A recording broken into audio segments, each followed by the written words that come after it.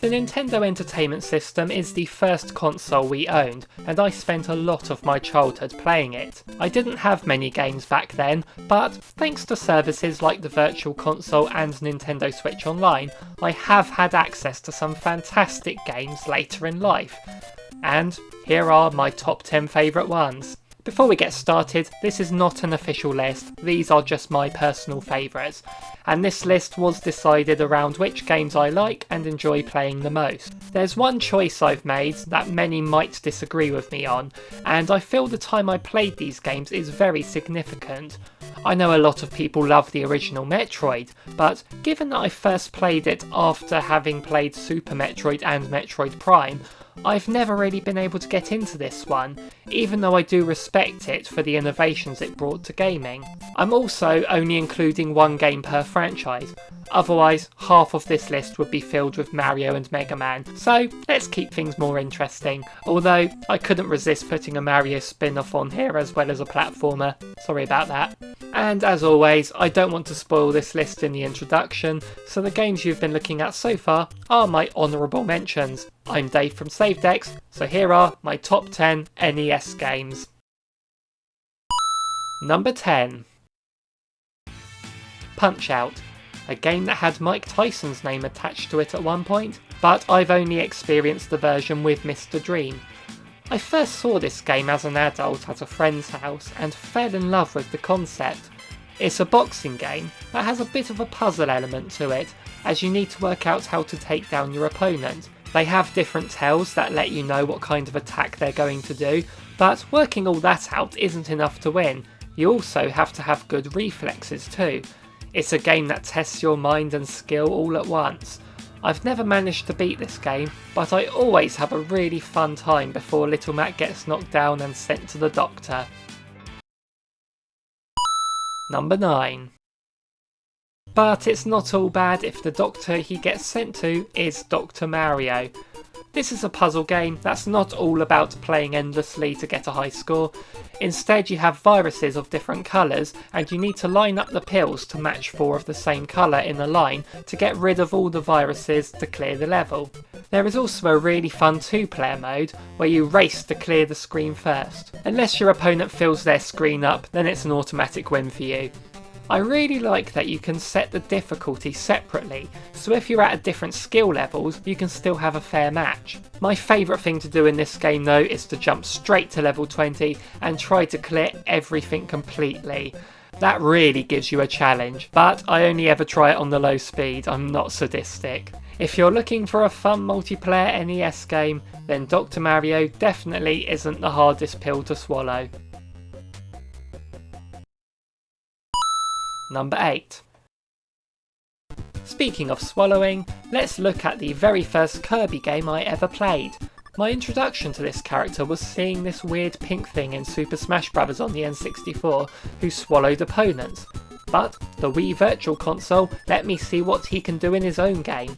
As is the nature of Kirby, this is on the easier side when it comes to NES games, but it's not as easy as most other Kirby games I've played.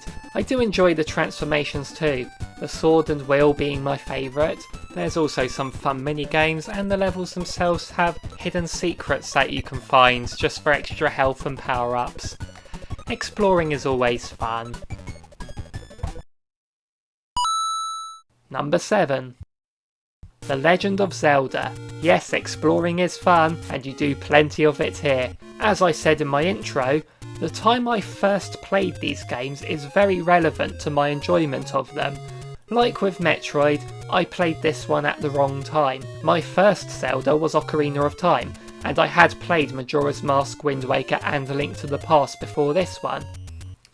I mean, my first impression of this game was with this collector's edition on the GameCube, and you know how small that D-pad is on the GameCube, how awkward this game was to play back then.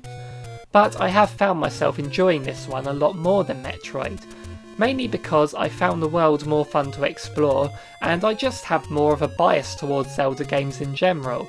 And even without the improvements the later games added, I still have a great time running around Hyrule, killing enemies with my sword, solving my way through the dungeons and unlocking different items to access more areas. It's definitely a Zelda game, alright. It is a game that I respect a lot more than I play, and I really do wish I owned this game as a child, because I know I would have had a lot more time, curiosity and patience than I do now to uncover all the secrets and master this game. If I had, then I would no doubt put this game a lot higher, but it sits quite comfortably in the number 7 place. Number 6. Here is that controversial choice I hinted at in the intro. Yes, I am putting Teenage Mutant Ninja Turtles above Zelda. While I acknowledge that Zelda is a much better game than this one, remember, I'm ranking this list based on how much I've personally enjoyed them. And when I look back at my time playing through these games, I have a lot more fond memories of playing Ninja Turtles. When I was a child, we had a friend who lent this game to us. I only ever saw the first 3 levels back then, as we didn't have a lot of time with this game, but being a big Turtles fan, it always stayed on my mind. When the Wii's Virtual Console came along though, that's when I really put the time into it. A friend and I would play this a lot at uni and help each other get better at it, even setting a challenge to see whoever could beat the game first. I can get to the last level on this game, but I've never managed to beat it. And for all of its faults, it did do plenty of things right, mainly in the characters. All 4 turtles are acknowledged, they control well, you can switch between them at any time, and they all play differently. Donatello obviously being the best, of course. The dam level gets brought up a lot, and I always found this one annoying to beat. Then I remembered, if you switch your turtles, it's not much of a problem at all. One thing that does make the game really hard is when you replay levels or start the game again, the enemies won't always be in the same place, so you don't have memorization on your side. I really do like this game a lot. It's one that can get a lot of hate, but I feel like this game popped up at the right moments in my life to really appreciate it. Firstly as a young child who loved TMNT, and then at the age of 20 going through a nostalgic phase. But it's not my favourite NES game with the word ninja in the title. Number 5.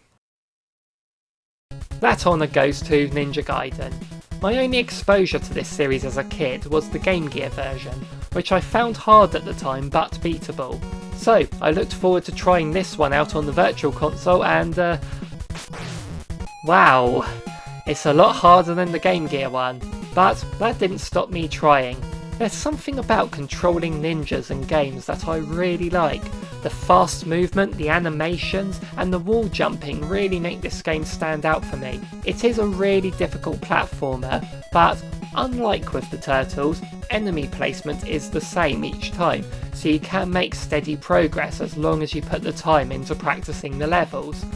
It can get very frustrating to keep dying over and over, but I can't stop coming back to it and trying again. I think a lot of it has to do with the controls. When it's as responsive as this and he moves so swiftly, the hardest thing about this game is putting it down. Number 4. Castlevania. I have a huge soft spot for this game, despite having no nostalgia for it at all. I first played it when I was 20, and I had very little knowledge of it beforehand. But there was just a lot to love about this game. The creepy atmosphere, the different weapons, especially the whip, and the insane difficulty. Like with Ninja Gaiden, it feels forgiving in the fact that the enemy placement is always the same, leaving you to learn where everything is and do a little better each time. There are 6 main levels, each split into 3 sections. Each section acts as a checkpoint if you die, each main level acts as a checkpoint for getting game over. And with unlimited continues, you can have as many tries as you want at a level, as long as you don't turn off the console.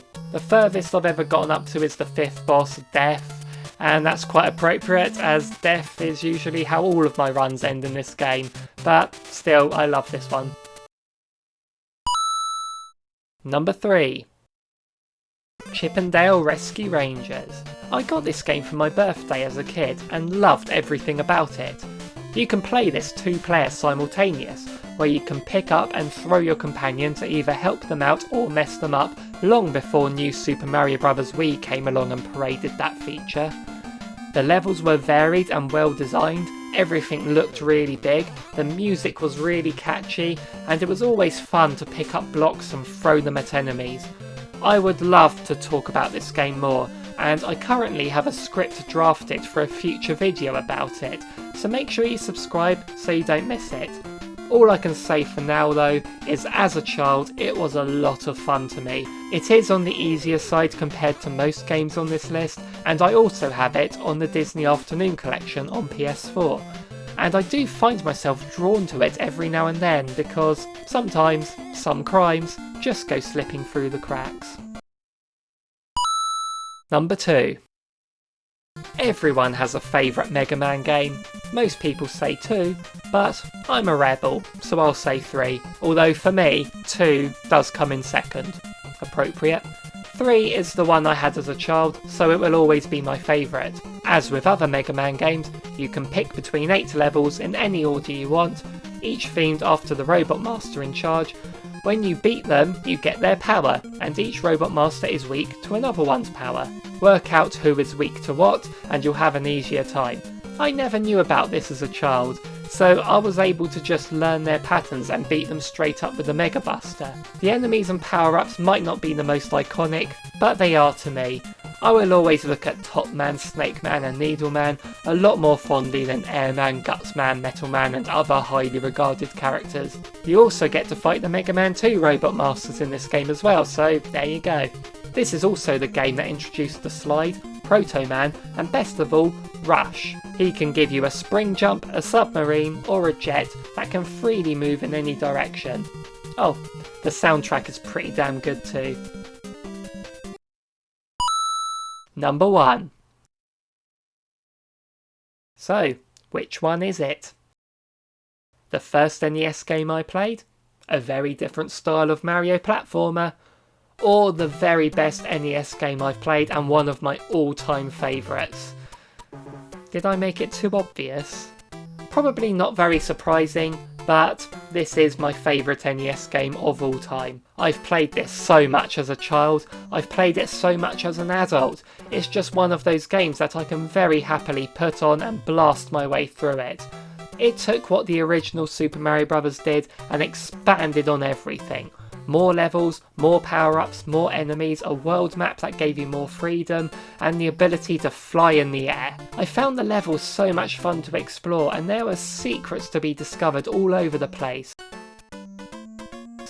We played this a lot in 2-player, always hammering the A button as the other passed their square to bring them into this Mario Brothers minigame to try and steal their turn. This game also introduced a lot of new things that have remained staples to the Mario universe, such as Koopalings, Chain Chomps, Boos and so much more. Not bad for a game that's just a stage play. So, those were my top 10 favourite NES games. What are your favourites? Let me know in the comments down below, not just your favourites, but also if you have any wildcard choices, such as me preferring TMNT over some of the more obvious games. If you liked the video, then it would be very nice to receive a like from you, and if you want to see future videos, join the party by hitting that subscribe button. Thank you so much for watching, see you in the next one.